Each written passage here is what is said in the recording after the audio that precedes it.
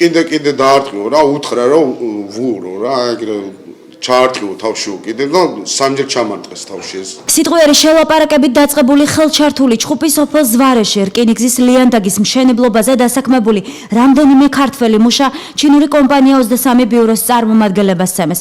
ჩხუბის მიზეზად ადგილობრივების მიერ მოჭრილ ხის მასას ასახელებენ. მოსახლეობასთან სიტყვიერი კამათი ჩინური კომპანიის მაღალი თანამდებობის პირების მხრიდან დაიწყო, რასაც შემდეგ ამავე კომპანიის ქართველი თანამშრომლები გამოიხმაურნენ. პირველი ჩხუბი გვიან ღამით მოხდა. ადგილზე საპატრულო პოლიცია გამოიძახეს, თუმცა როგორც რკინიგზელთა პროფკავშირების წარმომადგენლები ამბობენ, პოლიციას რეაგირება არ მოუხდენია. როგორც ადგილზე დასაქმებულები აცხადებენ, სოფელ ზვარეში მცხოვრება ადამიანებმა ტყეში მოჭრეს შეშა და მოქონდათ სახლში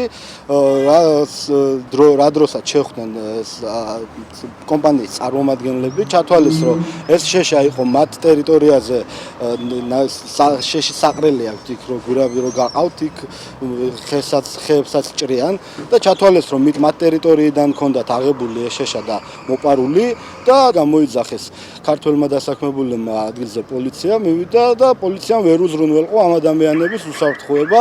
შემთხვევის ადგილიდან პოლიციის წასვლის შემდეგ მორიგი დაპირისპირება უკვე გამთენიისას მოხდა.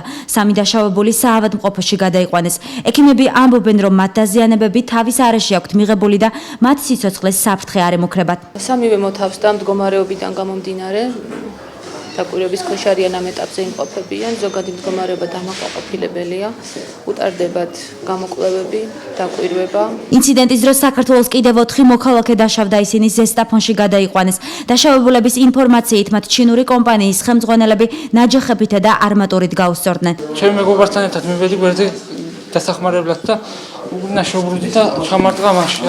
ცნობილია, რომ მომხდარზე გამოძიება ცემის მუხლით მიმდინარეობს. განცხადება შინაგან საქმეთა სამინისტროში უკვე გაავრცელეს.